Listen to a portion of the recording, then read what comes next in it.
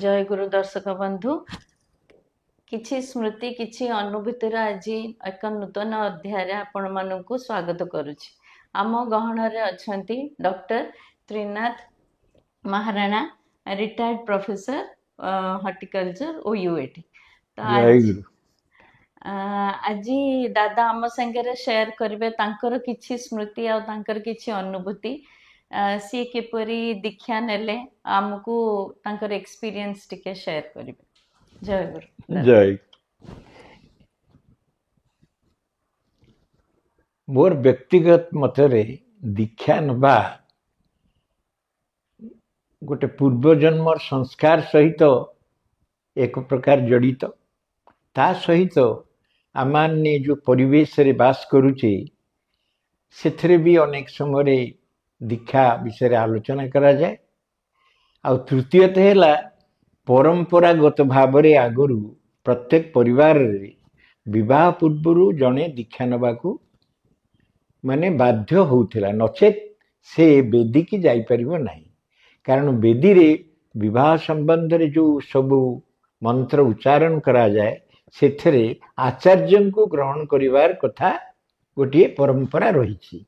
तेणु अनेक लोक ये कथाटीर तात्पर्य न बुझी विवाहर किछि समय पूर्वरु गोटे माने गोटे साधारण कथा भावे गोटे ताकू से जी विवाह करिवो ताकू दीक्षा माने दवा पाई जन को डाकी आणुथिले।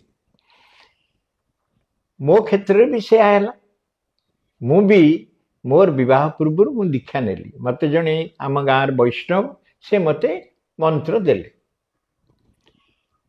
किंतु ता पूर्वरु मोर केते गुडिक अनुभूति थिला मोर शिशु अवस्थारु जे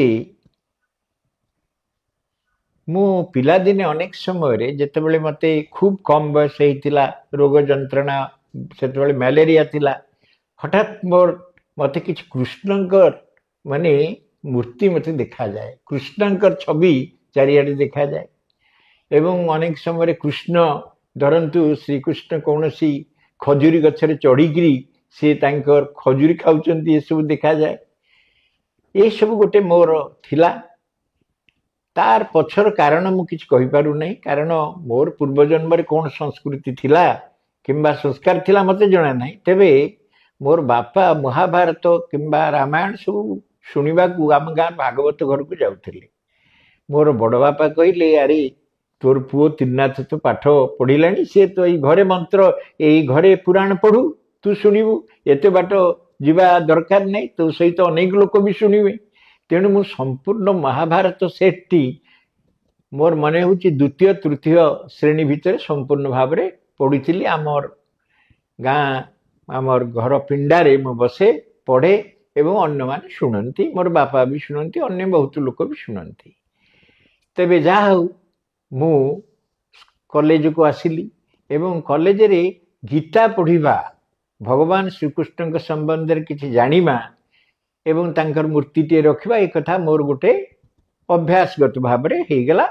एवं तापरे मो विवाह परे मते जहा से माने कहिथिले जे प्रतिदिन मंत्र जप करिबा गाधेइगिरी किंतु मु गोटे भगवत गीता किछि गोटे माने स्टांजा किंबा 2-3 स्टांजा पढ़े श्लोक पढ़े। तापरे धीरे धीरे मोर दीक्षा नबार जने गुरु को मते कही गुरु ग्रहण करिबार संबंध रे कही किछि केबे कहि नांती जे आपण गुरु ग्रहण करंतु। कारण सत्संग सेते बेसी परिचय न थाए।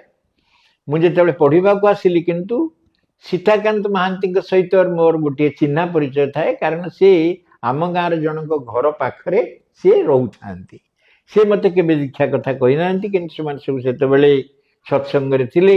एवं डॉक्टर ऋषिकेश सेनापति लक्ष्मण प्रधान सुभाष प्रधान एमान सब मोर छात्र से माने नंद प्रधान एमाने भी मते दीक्षा विषय विशेष किछि कहि नांती। कारण मु सेतेबेले अनेक गप लिखे से गपर सब उद्भट गप एवं विभिन्न प्रकार सत्संग सहित तार विशेष संपर्क नथिला बलिया गप थाए। तेणु से माने विशेष मिछि कहंती नाही। किंतु मोर विवाह परे मु प्रतिदिन किछि गाधई सारा पर स्नान कर सारा पूजा कला बेले भगवत गीता पढ़ा पर मोर गोटे गुरु ग्रहण करने विषय मोर गोटे प्रबल इच्छा आसला। मो अनेक गुरुंक पाखु गली एवं तापरे मोर गोटे से सहित मोर बंधुता है। डॉक्टर गोपीनाथ परिड़ा मोर शिक्षक थिले एवं अनेक सब थिले सेमान सहित किंतु से माने मते विशेष भाव में एमतिका दीक्षा नवा कथा विशेष भाव में प्रभावित करना। हठात मु भाविली निश्चय दीक्षा नवा जने गुरु को ग्रहण करवा निहाती दरकार। कहार गुरु को ग्रहण करवा क्या नवा यही मो जहाँ पाक गली किंतु हठात दिने गोटे श्री श्री ठाकुर को मोर गोटे दर्शन है। गोटे बाबला गछरे मूल आपण मैंने देखिथे गोटे फोटो अच्छी से श्री श्री ठाकुर ठिया होती एवं मु सेटा दर्शन कली। तापरे मोर स्त्री को कहली आम मैंने ठाकुर अनुकूल चंद्र को दीक्षा नवा एवं से दीक्षा नवा पाई मु जन को कहवाक पड़ो कारण जेहेतु मोर स्टूडेंट माने मते कहूना मुझे नंद प्रधान कहली क्यों नंद आउ नंदकिशोर प्रधान जो अच्छा पुरी रे एवं सी कहली मु दीक्षा नेबी से कहले हाउ सार गोटे काम करवा आज काली सकाळे आपन को जे दीक्षा दबा वाला आनी जने जे दीक्षा देबे जने रीति से कौन कहले मु विषय रे जानि न थाए से आनीबी आपन प्रस्तुत थे। सेठु मो वाइफ को से कहली मो स्त्री से राजी हेले एवं तापर दिन सकाळ से कहले नाई सार से आसी पारलेनी से दया नदी कूल रे जाई गछंती तेणु सकाळ आसी पारलेनी आ संध्या बेले आसीबा। सेटा होची 1987 मसिया माने मे मास पहिला एवं अक्षय तृतीया एवं से दिन संध्या बेले माने कविता पाठोत्सव होता है कॉलेज रे एवं मु सेठी मु जेहेतु माने संस्कृति आमर magazine department editor in chief तेणु कविता पाठोत्सव रे मो अध्यक्षता करूथाए तेणु मोर टिके आसीबा को डेरी हैला एवं से दिन मते हेड ऑफ द डिपार्टमेंट भाव में डिक्लेयर करागला। ये गोटे भी गोटे घटना घटिला से आसिलु हम दीक्षा नेली एवं जड़े आसिक से नंद प्रधान आसिले एवं जड़े बहुत गोरा लोक आउ से मत आसिक दीक्षा देले। तापर तांको पचारली आपन ना ना मो ना गोपीनाथ त्रिपाठी मु कहली आपन कोठी काम करंती ना मु ए लॉ डिपार्टमेंट रे काम करे आउ तापर दीक्षा सरला खूब कम समय भितर से जहाँ कहले मो स्त्री मोर एवं दीक्षा नहीं गलु एवं तापरे दीक्षा नबार जो प्रक्रिया सबू से मोर किसी असुविधा नहीं कारण आम गोटे तो दीक्षा नबा कथा एवं दीक्षा नेले युड़िक कर कथा तेणु मो रेगुलार इष्टवृत्ति करवा प्रार्थना करवा यहाँ मोर ठीक भाव में चली थाए एवं मो स्त्री भी से सहयोग करुथांती एमतिका चलला एवं दीक्षा नेला परे हठात दिने श्री श्री बड्डांकर आविर्भाव है से सकाळे गोटे मते स्पष्ट देखागले से कहले कौन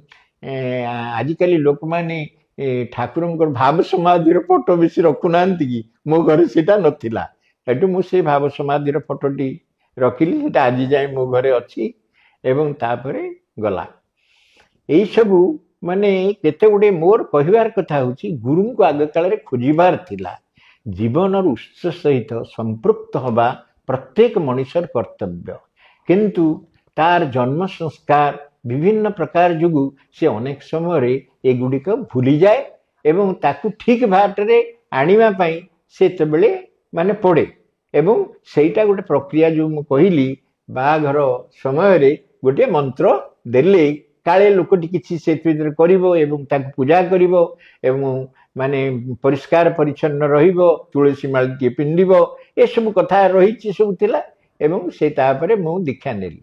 दीक्षा नेला परे आमर प्रोफेसर मान भीतर गोटे मोर सीनियर जो टीचर से दिने मते 3 जन आमर प्रोफेसर रिनाउंड से 3 जन डाकी पटेले कहले तिनाथ गुड़ाक तो से कहले कियो तमे कौन से मंत्र मंत्र रे पसलनी मुझे सार तो पशि जाइए तेरे मु देखिली से बहुत कथा जानिबार अच्छी से मैंने आउ किसी कहले ना ना से भीतर तुम्हें पसंद तुम गोटे वैज्ञानिक जानी से भीतर कौन पशुच मु कहली मु चली आसली एवं तापर ठाकुर विषय अध्ययन कलापर एवं मोर जहाँ कर कथा मु कली एवं धरतु से ମୁଁ ସେତେବେଳେ କର୍ମୀ ନଥାଏ କିନ୍ତୁ ଆମର ଡିପାର୍ଟମେଣ୍ଟରେ ଗୋଟେ ପିଲାମାନଙ୍କୁ ଡାକିକିରି ଯେଉଁମାନେ, କାରଣ ସେତେବେଳେ ଗୋଟେ ମାନେ ଗୋଟେ ଖୁବ୍ ମାନେ ଗୋଟେ ବଳିଷ୍ଠ ଆସୋସିଏସନ ସତ୍ସଙ୍ଗର ଆମ ଏଗ୍ରିକଲଚର ୟୁନିଭର୍ସିଟିରେ ଥିଲା।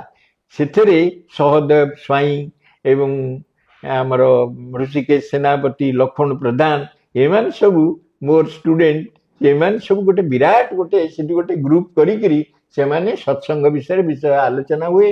ଏବଂ କଲେଜରେ ବି ସେତେବେଳେ ଜଣେ କି ମଙ୍ଗରାଜ ଥିଲେ, ସେ ଜଣେ ଲ ବେଲାସ ଏବଂ ସେ ଇଷ୍ଟ ମାନେ ତନ୍ତ୍ର ଉପରେ ଆସିକିରି କୁହନ୍ତି। ଆଉ ଆମର ଯତୀନ ଭାଇ ସେଠିକି ସବୁ ଆସନ୍ତି ଏବଂ ଆମର ବେଳେବେଳେ ବଡ଼ ବିରାଟ ସଭା ବି ଗୋଟେ ଗୋଟେ ହୁଏ ଏବଂ ସତ୍ସଙ୍ଗର ଭାବଧାରା ବିଷୟରେ ପ୍ରଚାର କରାଯାଏ।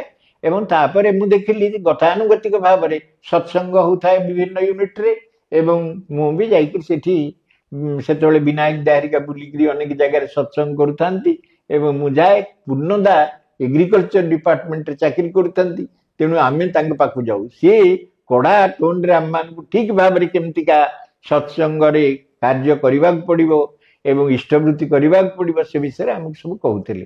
ତେଣୁ ମୁଁ ଦୀକ୍ଷା ନେଲା ପରେ ଦୀକ୍ଷା ସମ୍ବନ୍ଧୀୟ କୌଣସି ଅସୁବିଧା ମୋର ହେଇନାହିଁ, କାରଣ ମୁଁ ସେତେବେଳେ ତ ଆଉ ଆମେ ଗୋଟେ ପାଠ ପଢିକିରି ଗୋଟେ ପ୍ରଫେସର ଥିଲୁ। ସେତେବେଳେ ଏସବୁ ବିଷୟରେ କାହିଁକି ଦୀକ୍ଷା ନେଲେ ଏବଂ ଠିକଣା ଭାବରେ କରିବା, ତାପରେ ମାର୍ଜିତ ହେଇଗଲା ସମସ୍ତଙ୍କ ସାଙ୍ଗରେ ମିଶିକି ସତ୍ସଙ୍ଗକୁ ଯିବାରେ। ଷ୍ଟୁଡେଣ୍ଟସ୍ ମାନେ ବି ଆସୋସିଏସନ କରିଥିଲେ ସେଇ ହଁ, ପାଖରେ, ସେଇ ତ ସମୟରେ ଆପଣଙ୍କୁ ବହୁତ ସୁବିଧା ମୁଁ ସେ ହେଇଗଲା। ଷ୍ଟୁଡେଣ୍ଟସ୍ ମାନଙ୍କୁ ମାନେ ଅନେକ ସମୟରେ ଯାଜନ କରେ।